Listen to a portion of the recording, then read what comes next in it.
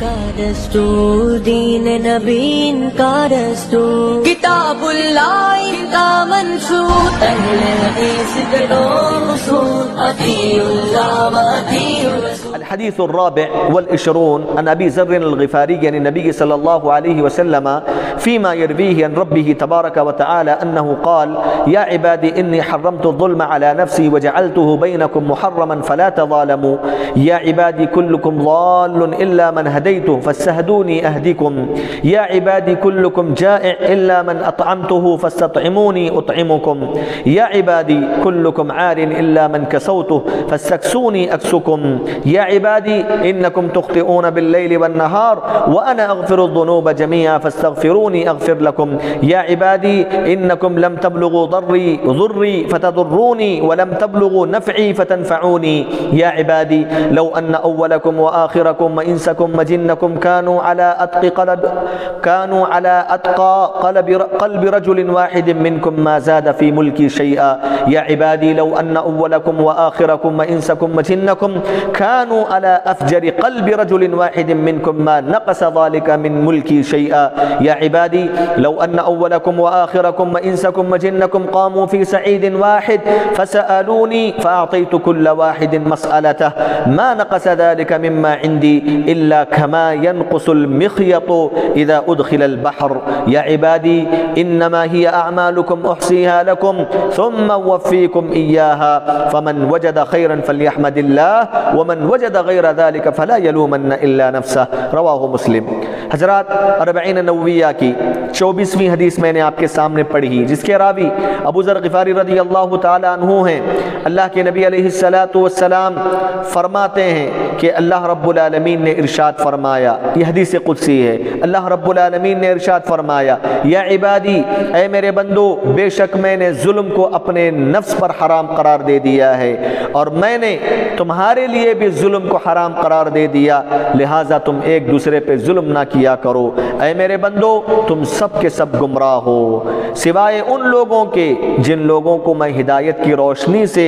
آراستہ کر دوں، لہٰذا تم مجھ سے ہی ہدایت طلب کرو، میں تمہیں ہدایت دینے والا ہوں۔ اے میرے بندو، تم سب کے سب بھوکے ہو، تم سب کے سب بھوکے ہو سوائے ان لوگوں کے جن کو میں کھانا کھلاؤں، لہٰذا مجھ سے رزق طلب کرو، میں تمہیں رزق دینے والا ہوں۔ اے میرے بندو، تم سب کے سب ننگے ہو سوائے ان لوگوں کے جن کو میں کپڑے میسر کر دوں، جن کو میں کپڑے عطا کر دوں، لہٰذا تم مجھ سے ہی کپڑے طلب کرو، میں تمہیں کپڑے پہنانے والا ہوں۔ اے میرے بندو، تم سب کے سب دن رات گناہ کرنے والے ہو، دن رات خطا کرنے والے ہو، لیکن میں ہوں کہ سارے کے سارے گناہوں کو مغفرت کر دیتا ہوں، لہٰذا مجھی سے مغفرت طلب کرو، میں تمہارے گناہوں کو بخش دوں گا۔ اے میرے بندو، یاد رکھو، تم اگر مجھے سب کے سب مل کر نقصان پہنچانے کی کوشش کرو گے، ذرا برابر بھی تم مجھے نقصان نہ پہنچا سکو گے اور نہ ہی تم ذرا برابر بھی مجھے نفع پہنچا سکتے ہو۔ اے میرے بندو، تم میں سے جو گزر چکے پہلے کے لوگ اور بعد کے لوگ، سارے کے سارے انسان، سارے کے سارے جنات، سب کے سب لوگ ایک تقوی پرست آدمی کی طرح بن جائیں، ایک متقی آدمی کی طرح ہو جائیں، یعنی سب کے سب متقی بن جائیں، تب بھی میری بادشاہت میں ذرا برابر بھی اضافہ نہیں ہوگا۔ اے میرے بندو، اگر تم سے پہلے لوگ،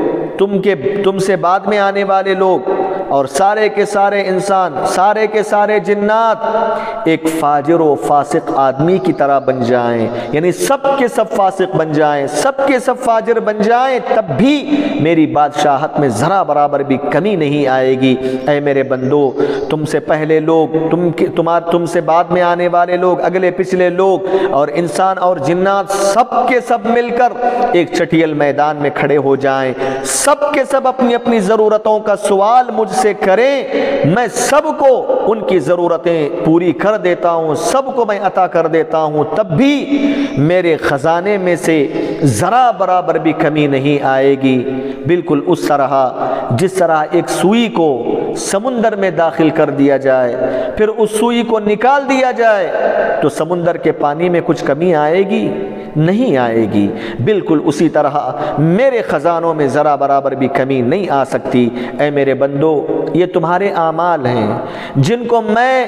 شمار کرتا ہوں، جن کو میں لکھتا ہوں، جن کو میں شمار کر رہا ہوں، پھر اس کا بدلہ میں تمہیں دوں گا، پورا پورا تمہیں بدلہ دوں گا تمہارے اعمال کا۔ بس جو شخص خیر پائے، خیر اللہ رب العالمین سے پائے، وہ اللہ رب العالمین کی حمد و ثنا بیان کرے، اللہ کی تعریف بیان کرے، اور جو آدمی خیر کے علاوہ اپنے لیے کوئی شر پائے، کوئی برائی پائے، کوئی عذاب دیکھے، وہ اپنے نفس پر ملامت کرے، اپنے نفس پر ملامت کرے۔ حضرات، یہ بڑی طویل حدیث ہے، صحیح مسلم کی حدیث قدسی، جس کا ترجمہ میں نے آپ کے سامنے پیش فرمایا۔ دیکھیے، اس حدیث کے راوی ابو ذر غفاری رضی اللہ تعالیٰ عنہ ہیں، جن کا مختصر تعارف اس سے پہلے گزر چکا ہے۔ اس حدیث کے مقام اور مرتبے سے متعلق شیخ الاسلام علامہ ابن تیمیہ رحمہ اللہ کہتے ہیں: هذا الحديث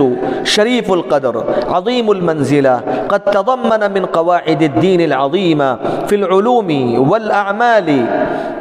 أصولا وفروعا، ولهذا كان أحمد يقول هذا أشرف حديث لأهل الشام، وكان أبو إدريس الخولاني رحمه الله إذا حدث به جث على ركبتيه۔ ابن تیمیہ رحمہ اللہ کہتے ہیں یہ حدیث بڑی عظیم حدیث ہے، عظیم المرتبت حدیث ہے، بڑی مقام و مرتبے والی حدیث ہے۔ اس حدیث نے دین کے بڑے بڑے قواعد کو جمع کیے ہوئے ہے، دین کے ساری تعلیمات کو جمع کیے ہوئے ہے، چاہے اصول کی روشنی میں ہو یا فروع کی روشنی میں ہو۔ اسی لیے ابن تیمیہ کہتے ہیں، اسی لیے امام احمد بن حنبل رحمہ اللہ کہا کرتے تھے کہ اہل شام کے لیے سب سے معزز، سب سے شریف، سب سے قابل مرتبت والی کوئی حدیث تھی تو وہ یہی حدیث تھی اہل شام کے لیے۔ ابو ادریس الخولانی تابعی جب بھی اس حدیث کو بیان کرتے اپنے شاگردوں سے، اپنے گھٹنے کے بل بیٹھ جاتے تھے، اپنے گھٹنے کے بل بیٹھ کر اس حدیث کو سنایا کرتے تھے۔ اس حدیث کی تعظیم میں، اس حدیث کے مقام اور مرتبے کے خاطر اس طرح وہ کیا کرتے تھے۔ حضرات، اس حدیث کی مختصر شرح میں بڑی تیزی کے ساتھ آپ کے سامنے کرنے جا رہا ہوں۔ پیارے نبی صلی اللہ علیہ وسلم نے فرمایا: فیما یرویہ عن ربہ انہ قال۔ دیکھو یہ جو جملہ ہے نا، فیما یرویہ عن ربہ انہ قال، یہ حدیث قدسی پر دلالت کرنے والا صیغہ ہے۔ حدیث قدسی کے بہت سارے صیغے ہیں، ان میں سے ایک صیغہ یہ ہے فیما یرویہ عن ربہ انہ قال۔ حدیث قدسی کا ایک صیغہ ہے یہ۔ حدیث قدسی کس کو کہتے ہیں؟ حدیث قدسی وہ ہے جس حدیث کی نسبت اللہ کے نبی علیہ السلام اللہ کی طرف کریں، جس حدیث کی نسبت اللہ کے نبی صلی اللہ علیہ وسلم اللہ رب العالمین کی طرف کریں، اللہ کی طرف اضافہ کریں، اس کو حدیث قدسی کہا جاتا ہے۔ اور صحیح قول کے مطابق واللہ عالم، حدیث قدسی کے الفاظ بھی اللہ رب العالمین کے ہوتے ہیں، اس کا معنی بھی اللہ رب العالمین ہی کا ہوتا ہے۔ اسی کی ترجیح بہت سارے علماء نے دی، اسی کو ترجیح دیا ہے۔ استاذ محترم عبد المحسن العباد ہیں، شیخ صالح فوزان ہیں، اور بھی بہت سارے علماء ہیں، اور ان کے جو دلائل ہیں جو کہتے ہیں کہ الفاظ بھی اللہ رب العالمین ہی کی ہوتے ہیں حدیث قدسی کے، انہوں نے بہت سارے دلائل پیش کیے اپنے اس ترجیح کے لیے، وہ دلائل زیادہ قوی ہیں۔ اسی لیے حدیث قدسی میں صحیح بات یہی ہے کہ حدیث قدسی کے الفاظ بھی اللہ کے ہوتے ہیں اور معنی بھی اللہ رب العالمین کے ہوتے ہیں، اور یہ سند کا سب سے اعلیٰ ترین درجہ ہے، یہ سب سے اعلیٰ ترین درجہ ہے۔ اللہ رب العالمین نے فرمایا: یا عبادی انی حرمت الظلم علی نفسی، اے میرے بندو۔ دیکھو اللہ رب العالمین کی شفقت، اللہ رب العالمین کی رحمت کا اندازہ ہوتا ہے کہ اللہ تعالیٰ کہتا ہے اے میرے بندو، شفقت سے، رحمت سے، اے میرے بندو، انی حرمت الظلم علی نفسی، بے شک میں نے ظلم کو اپنے اوپر حرام قرار دے دیا۔ ظلم کس کو کہتے ہیں؟ وضع الشیء فی غیر محلی، کسی بھی چیز کو اس کے جگہ کو چھوڑ کر کسی اور جگہ میں رکھ دینا، یہ ظلم ہے، یہ ظلم ہے۔ انی حرمت الظلم علی نفسی، اور یہ ظلم اللہ رب العالمین نے اپنے اوپر حرام قرار دے دیا ہے۔ اللہ رب العالمین ظلم پر قدرت رکھنے کے باوجود اپنے اوپر حرام قرار دے دیا، کیونکہ اللہ رب العالمین کا عدل کمال درجے کا ہے۔ اللہ رب العالمین کمال درجے کا انصاف کرنے والا، کمال درجے کا عدل کرنے والا اللہ رب العالمین ہے۔ اس کے کمال درجے کے عدل کی وجہ سے ظلم پر قدرت رکھنے کے باوجود اس نے اپنے اوپر ظلم کو حرام قرار دے دیا۔ وَجَعَلْتُهُ بَيْنَكُمْ مُحَرَّمًا فَلَا تَظَالَمُوا، میں نے تم پر بھی ظلم کو حرام قرار دے دیا، ایک دوسرے پہ ظلم نہ کیا کرو۔ ظلم کی 3 قسمیں ہیں۔ ایک ظلم یہ ہے جو اللہ کے ساتھ ہوتا ہے، یعنی شرک کرتا ہے آدمی، شرک کر کے اللہ رب العالمین کے ساتھ ظلم کرتا ہے، تو یہ ظلم کی پہلی قسم ہے جو شرک کے ذریعے ہوتا ہے، ان الشرک لظلم عظیم۔ دوسرے قسم کا ظلم یہ ہے کہ آدمی اپنے اوپر ظلم کرتا ہے، اپنے آپ کو عذاب میں مبتلا کر کے، خودکشی کر کے، اپنے جسم کو نقصان پہنچا کے۔ اور تیسرے قسم کا ظلم وہ ہے کہ ایک آدمی دوسرے آدمی پہ کرتا ہے، اپنی زبان سے، اپنے فعل سے اس کو تکلیفیں پہنچاتا ہے، اس کے مال کو ہڑپ لیتا ہے، اس کو اذیتیں پہنچاتا ہے، اس پر ظلم و زیادتی کرتا ہے، تو بندہ دوسرے بندے پہ ظلم کرتا ہے۔ یہ 3 قسم کا ظلم ہے، ایک اللہ کے ساتھ ہونے والا، بندہ اپنے اوپر جو ظلم کرتا ہے، اور تیسرے قسم دوسروں پہ ظلم کرتا ہے۔ یہ تینوں قسم کے ظلم کو اللہ رب العالمین نے اس حدیث میں حرام قرار دے دیا۔ فَلَا تَظَالَمُوا، میں نے ظلم کو حرام قرار دے دیا تمہارے لیے، یعنی تم اللہ کے ساتھ بھی شرک کر کے ظلم نہ کرو، تم اپنے نفسوں پر بھی ظلم نہ کرو اور دوسروں پر بھی ظلم نہ کرو۔ فَلَا تَظَالَمُوا۔ اس کے بعد اللہ رب العالمین نے ارشاد فرمایا، یا عبادی کلکم ضال الا من ہدیت فاستہدونی اہدکم، اے میرے بندو تم سب کے سب گمراہ ہو۔ یہاں گمراہ ہونے کا مطلب یہ ہے کہ اے بندو تم سب کے سب جاہل ہو، تم سب کے سب جاہل ہو، شریعت کا تفصیلی علم تمہیں نہیں ہے، دین کا تفصیلی علم تمہارے پاس نہیں ہے،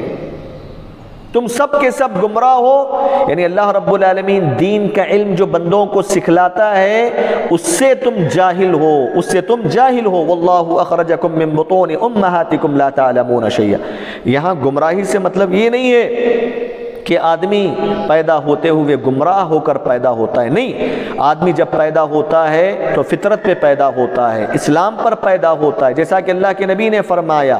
کل مولود یولد علی الفطرہ، اسلام پہ پیدا ہوتا ہے،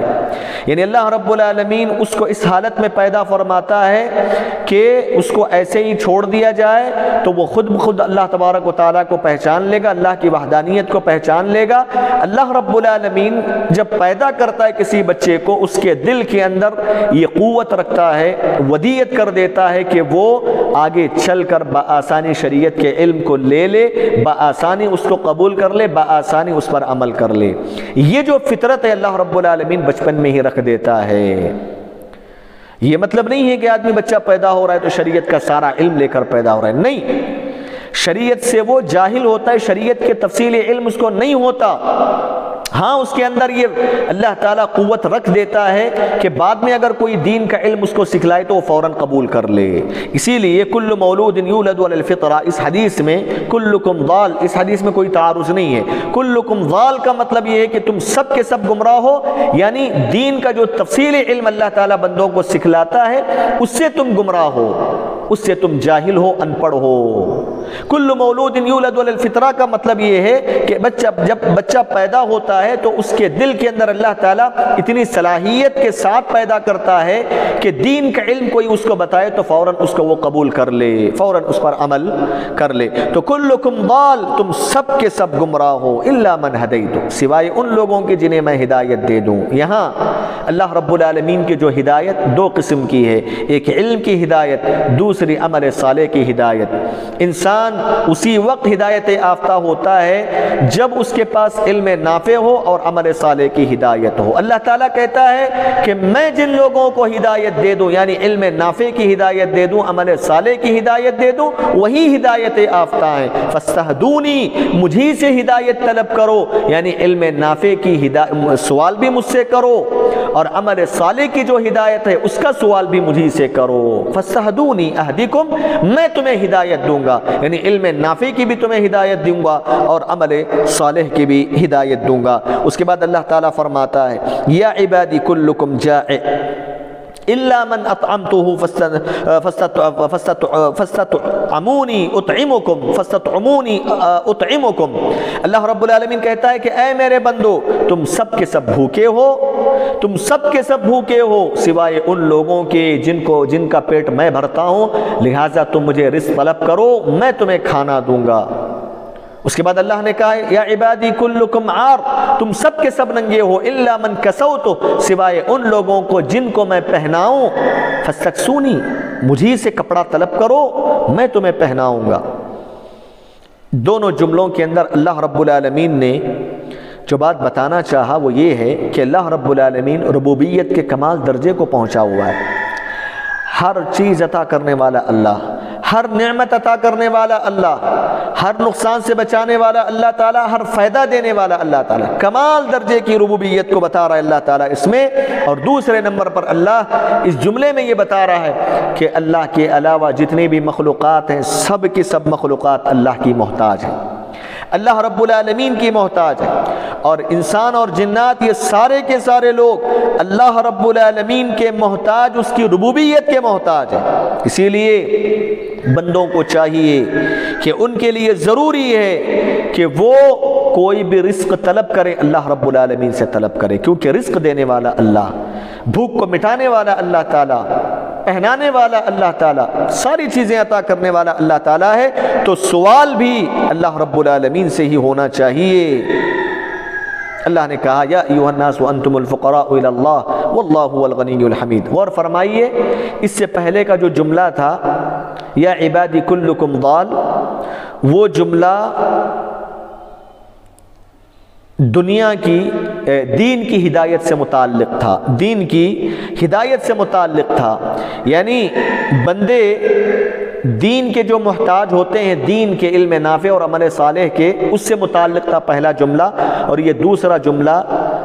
بندے دنیا کے اعتبار سے اللہ کے محتاج ہوتے ہیں اس سے متعلق ہے۔ پہلا جملہ جس کا تعلق بندے دین کے سلسلے میں اللہ کے محتاج ہیں، اور دوسرے جملے کا تعلق یہ ہے کہ بندے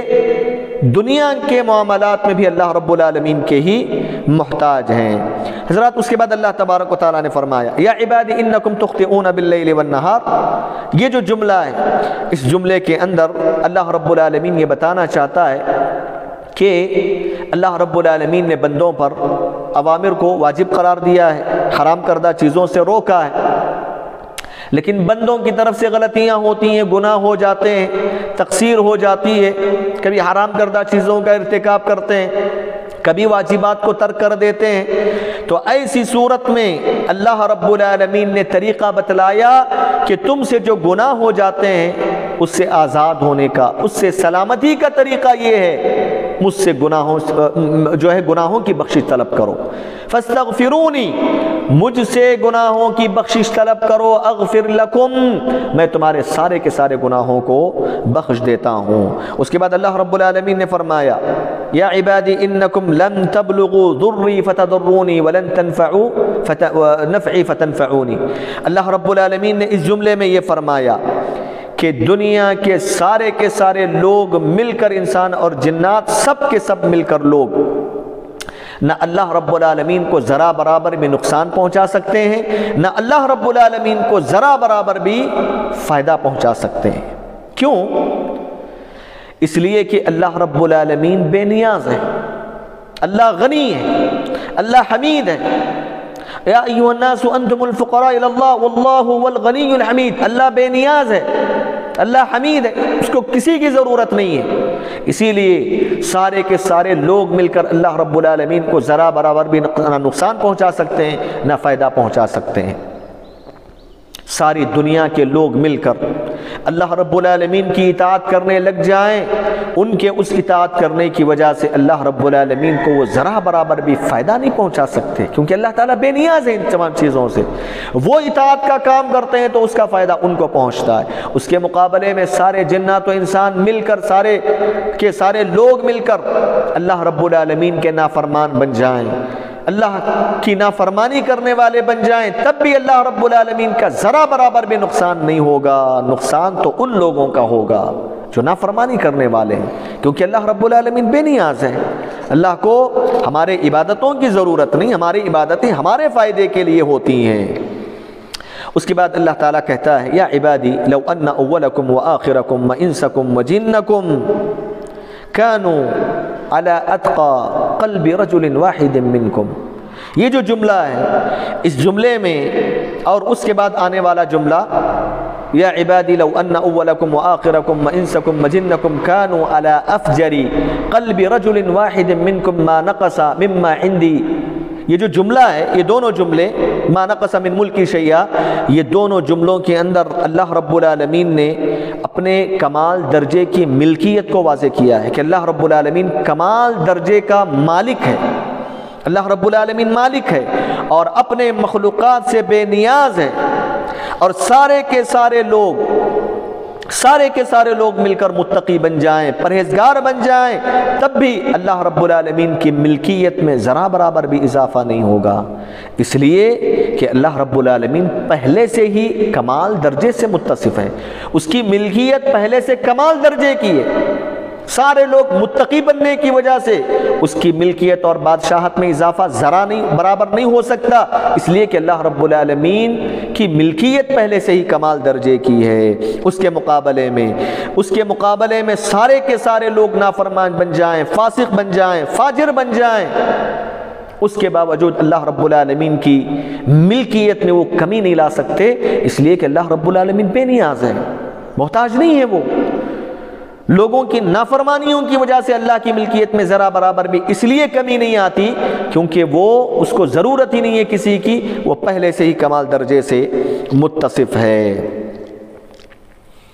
اس کے بعد اللہ رب العالمین کہتا ہے کہ اے میرے بندو لو ان اولکم وآخرکم وانسکم وجنکم قاموا فی صعید واحد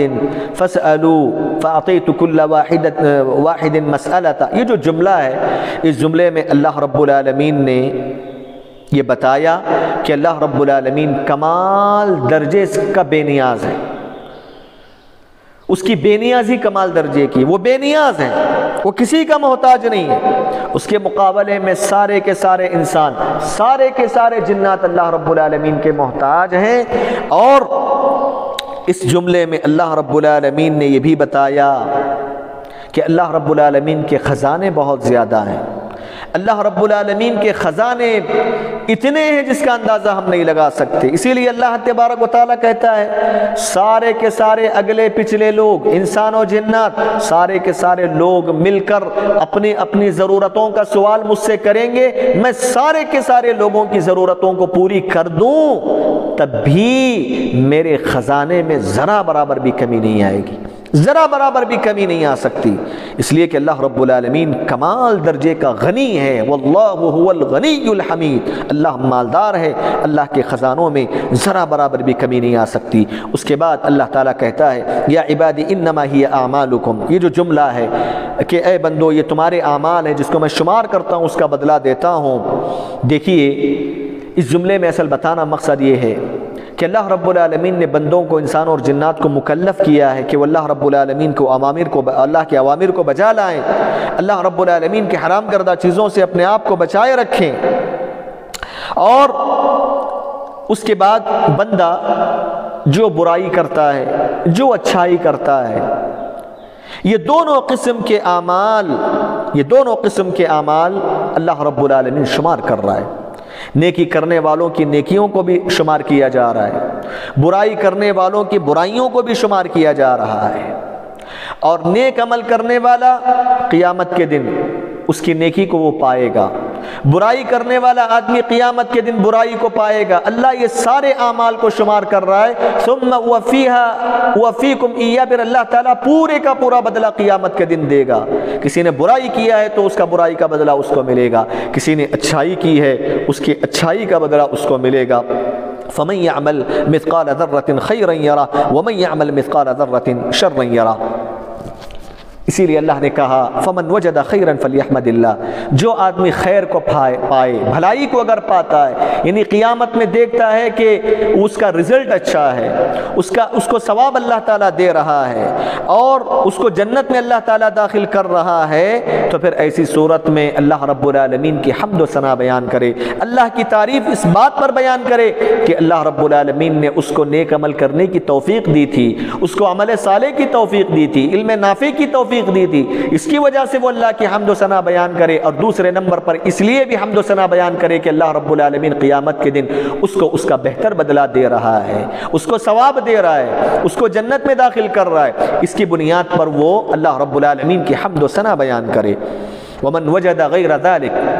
اس کے مقابلے میں اگر آدمی قیامت کے دن برائی کو پا رہا ہے، اگر وہ اللہ رب العالمین کے عذاب کو اپنے سامنے پائے، اللہ کے عقاب کو اپنے سامنے پائے، اور وہ اپنے سامنے اس کے گناہوں کو دیکھ رہا ہے، شر کو دیکھ رہا ہے، جہنم کو پائے، تو پھر ایسی صورت میں اپنے نفس پر ملامت کرے، اپنے بارے میں کہے کہ میں گنہگار تھا، میں برا تھا، اپنے نفس پر ملامت کرے، ورنہ اللہ رب العالمین کے سلسلے میں اچھا گمان رکھے۔ یہ اللہ رب العالمین نے آخر میں کہا جو قیامت کے دن اچھا بدلہ پائے اللہ کی حمد و ثنا بیان کرے، اگر برا بدلہ پائے تو وہ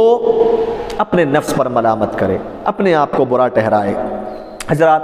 اس حدیث سے حاصل ہونے والے فائدے، سب سے پہلا فائدہ اس حدیث سے حاصل ہونے والا یہ ہے کہ فیما یرویہ عن ربہ انہ قال، اس طرح کا جب صیغہ آتا ہے اللہ کے نبی صلی اللہ علیہ وسلم کی طرف سے تو یہ حدیث قدسی ہونے پر دلالت کرتا ہے، اور حدیث قدسی کا صحیح مفہوم یہی ہے کہ جس کے الفاظ بھی اللہ کے ہوتے ہیں، جس کے معنی بھی اللہ رب العالمین کی طرف سے ہوتے ہیں۔ دوسرا فائدہ اس حدیث سے حاصل ہونے والا، اس حدیث میں اللہ رب العالمین کے لیے قول کو ثابت کیا گیا، انہ قال، اللہ تعالیٰ کہتا ہے، مطلب یہ ہوا کہ اللہ رب العالمین کلام کرتا ہے، جیسے چاہتا ہے، جب چاہتا ہے اللہ بولتا ہے، اللہ کلام کرتا ہے، جس کی آواز ہے، جس کے کلمات ہیں۔ تو ہم اللہ رب العالمین کے لیے صفت کلام کو ثابت مانتے ہیں، دوسرے گمراہ فرقے اس کو نہیں مانتے ہیں۔ تیسرا فائدہ اس حدیث سے حاصل ہونے والا یہ ہے کہ اللہ رب العالمین نے اپنے اوپر قدرت رکھنے کے باوجود ظلم کو حرام قرار دے دیا ہے، اس لیے کہ اللہ رب العالمین کمال درجے کے عدل پر قائم ہے، انصاف کرنے والا ہے۔ چوتھا فائدہ، اللہ رب العالمین نے بندوں پر بھی ظلم کو حرام قرار دے دیا ہے، چاہے اللہ رب العالمین کے ساتھ ہونے والا ظلم و شرک کی شکل میں، یا پھر اپنے اوپر کوئی آدمی زیادتی کر کے ظلم کرتا ہے، یا پھر دوسروں پہ ظلم کرتا ہے، تینوں قسم کے ظلم کو اللہ رب العالمین نے اس حدیث میں اللہ تعالیٰ نے حرام قرار دیا۔ پانچواں فائدہ اس حدیث سے حاصل ہونے والا یہ ہے کہ سارے کے سارے جنات و انسان اللہ رب العالمین کے محتاج ہیں، اس کی ربوبیت کے محتاج ہیں، اسی لیے سارے کے سارے لوگوں کو چاہیے کہ کثرت سے اللہ رب العالمین سے ہدایت کی دعا مانگے، اللہ رب العالمین سے ہی رزق کو طلب کریں، اللہ رب العالمین سے ہی دین اور دنیا مانگتے رہیں۔ چھٹا فائدہ اس حدیث سے حاصل ہونے والا یہ ہے کہ اللہ رب العالمین اپنے بندوں سے ہمیشہ یہی چاہتا ہے، پسند کرتا ہے کہ بندے دین اور دنیا کے امور کے سلسلے میں اس سے مانگتے رہیں، اس سے سوال کرتے رہیں۔ بندہ اللہ سے جتنا زیادہ مانگے گا، جتنا زیادہ سوال کرے گا، اللہ تعالیٰ اتنا زیادہ اس سے خوش ہوگا۔ ساتواں فائدہ اس حدیث سے حاصل ہونے والا یہ ہے کہ اللہ رب العالمین کی ملکیت، اللہ کی بادشاہت کمال درجے کی ہے، کمال درجے کی بادشاہت اللہ تعالیٰ کی ہے، کیونکہ سارے کے سارے بندے مل کر بھی اللہ رب العالمین کو ذرا برابر بھی نہ نقصان پہنچا سکتے ہیں نہ فائدہ پہنچا سکتے ہیں، بلکہ اللہ رب العالمین لوگوں کو فائدہ پہنچانے والا ہے اور لوگوں کو نقصان پہنچانے کا اختیار بھی اللہ رب العالمین کو ہی ہے۔ تو ساتواں فائدہ یہ ہے کہ اللہ تعالیٰ کی ملکیت کا پتہ چلتا ہے، اور آٹھواں فائدہ یہ حاصل ہوتا ہے اس سے کہ انسان گناہ کرتا ہے، گناہوں سے کوئی پاک نہیں ہوتا، گناہ ہو جاتے ہیں اس سے، لیکن اس کے لیے ضروری ہے کہ جب کبھی اس سے گناہ ہو فوراً اللہ رب العالمین سے توبہ اور استغفار کثرت سے کرے۔ نواں فائدہ حاصل ہونے والا اس حدیث سے یہ ہے کہ انسان کے جو تقوی کا معیار ہے یا انسان کے فسق و فجور کے ہونے کا جو معیار ہے، یہ دونوں کا معیار اصل دل ہے۔ دل کے اندر تقوی ہوتا ہے اور دل کے اندر فسق و فجور ہوتا ہے۔ 10واں فائدہ اس حدیث سے حاصل ہونے والا یہ ہے کہ دنیا بھر کے لوگ، انسان اور جنات اللہ رب العالمین کی اطاعت کریں، ان کے اطاعت کرنے کی وجہ سے اللہ کی ملکیت میں ذرا برابر اضافہ نہیں ہو سکتا، اور دنیا بھر کے لوگ مل کر اللہ رب العالمین کی نافرمانی کریں، ان کے نافرمانی کرنے کی وجہ سے اللہ رب العالمین کے ملکیت میں ذرا برابر بھی کمی نہیں آ سکتی۔ 11واں فائدہ اس حدیث سے حاصل ہونے والا یہ ہے کہ اللہ رب العالمین کمال درجے کا غنی ہے، بے نیاز ہے، ہمارے اعمال کی اس کو کوئی ضرورت نہیں ہے۔ اللہ رب العالمین کمال درجے کا مالک ہے، اس لیے مالک ہے، اس لیے وہ بے نیاز ہے، وہ کمال درجے کا غنی اور مالدار ہے اس حیثیت سے کہ دنیا کے لوگ، اگلے پچھلے سارے جنات و انسان سب مل کر اللہ رب العالمین سے کوئی چیز مانگ لیں، اللہ رب العالمین سارے چیزوں کو عطا کرے گا، تب بھی اس کی ملکیت میں ذرا برابر بھی کمی نہیں آ سکتی۔ پتہ یہ چلا کہ اللہ رب العالمین کمال درجے کا بے نیاز ہے۔ 12واں فائدہ اس حدیث سے حاصل ہونے والا، اللہ رب العالمین نے اس حدیث قدسی میں بندوں کو اطاعت اور فرما برداری پر ابھارا ہے اور ہر قسم کے گناہوں سے، معاصی سے روکا ہے، یہ بتا کر کہ بندو تمہارے سارے کے سارے اعمال شمار ہو رہے ہیں، لکھا جا رہا ہے ان اعمال، لہٰذا خیر کا کام کرو، بھلائی کا کام کرو، برائیوں سے رکو۔ اگر بھلائی کرو گے قیامت کے دن اس کا بہتر بدلہ پاؤ گے، اگر برائی کرو گے اس کے بدلے میں سزا پاؤ گے، اسی لیے بھلائی کے کام کرو اور برائیوں سے اپنے آپ کو بچائے رکھو۔ 13واں فائدہ اس حدیث سے حاصل ہونے والا یہ ہے کہ جس کسی آدمی کو اللہ رب العالمین علم نافع کی، عمل صالح کی توفیق دے دے، وہی آدمی در حقیقت دنیا اور آخرت میں کامیاب ہونے والا انسان ہے۔ 14واں فائدہ اس حدیث سے حاصل ہونے والا یہ ہے کہ جو آدمی نیکی کرنے کے سلسلے میں کوتاہی سے کام لے، برا عمل کرے، تو پھر ایسا آدمی قیامت کے دن نقصان کا شکار ہو جائے گا، جہنم کا شکار ہو جائے گا۔ 15واں فائدہ اس حدیث سے حاصل ہونے والا یہ ہے، انسان کی زندگی میں چاہے دنیا میں ہو یا آخرت میں ہو، کوئی بھی بھلائی ملتی ہے، کوئی بھی اچھائی ملتی ہے، کوئی بھی نعمت اس کی زندگی میں ملتی ہے، فوراً اللہ رب العالمین کی حمد و ثنا بیان کرے کہ اللہ رب العالمین کی دی ہوئی نعمت ہے، یہ اللہ کا دیا ہوا خیر ہے، اس کی بنیاد پر وہ اللہ کی حمد و ثنا بیان کرے۔ اس کے مقابلے میں چاہے دنیا میں ہو یا آخرت میں ہو، کوئی بھی مصیبت اس کی زندگی میں بھی اگر آتی ہے، دنیا کی زندگی میں، تو ایسے وقت میں اللہ رب العالمین کے ساتھ حسن ظن رکھے اور اپنے نفس پر ملامت کرے۔ دنیا میں کوئی بھی مصیبت آتی ہے، اپنے نفس پر ملامت کرے، میری گناہوں کا نتیجہ ہے، میں اس کا حقدار تھا، میں برا آدمی ہوں، میں خطا کار ہوں، اسی لیے اللہ رب العالمین نے مجھے اس مصیبت میں مبتلا کیا۔ اس قسم کی ملامت وہ اپنے نفس پر کرے، لیکن اللہ رب العالمین کے ساتھ اچھا گمان رکھے۔ اسی طرح آخرت میں بھی اگر مصیبت آتی ہے، کوئی شر دیکھے جہنم کی شکل میں یا برے بدلے کی شکل میں، اللہ رب العالمین اپنے نفس پر وہ ملامت کرے، اللہ رب العالمین کے ساتھ اچھا گمان رکھے۔ حضرات، اس حدیث سے حاصل ہونے والا ایک بنیادی قاعدہ ہے جس کو علماء نے استنباط کیا، الجزاء من جنس العمل، الجزاء من جنس العمل، جیسے کرنی ویسے بھرنی، جیسے ہم کہتے ہیں جیسے کریں گے، جیسے بوؤ گے ویسے کاٹو گے، تحصد ما تزرع، الجزاء من جنس العمل کما تدین تدان۔ اس طرح کے جو جملے ہیں تو یہ الجزاء من جنس العمل، یہ قاعدہ اہل علم نے اس سے استنباط کیا ہے۔ انما ہی اعمالکم احصیھا لکم وافیکم ایاہ، اس جملے سے اہل علم نے اس قاعدے کا استنباط کیا ہے۔ یہاں چل کر یہ حدیث ختم ہوتی ہے، بڑی طویل حدیث تھی، اسی لیے کافی وقت لگا۔ اللہ رب العالمین سے دعا ہے کہ رب ذوالجلال ہم تمام لوگوں کو پیارے نبی صلی اللہ علیہ وسلم کی حدیثوں کو یاد کرنے، اس کو سمجھنے، اس پر عمل کرنے اور اس کو لوگوں تک پہنچانے کی اللہ ہمیں توفیق عطا فرمائے۔ آمین۔ وآخر دعوانا الحمدللہ رب العالمین، والسلام علیکم ورحمۃ اللہ۔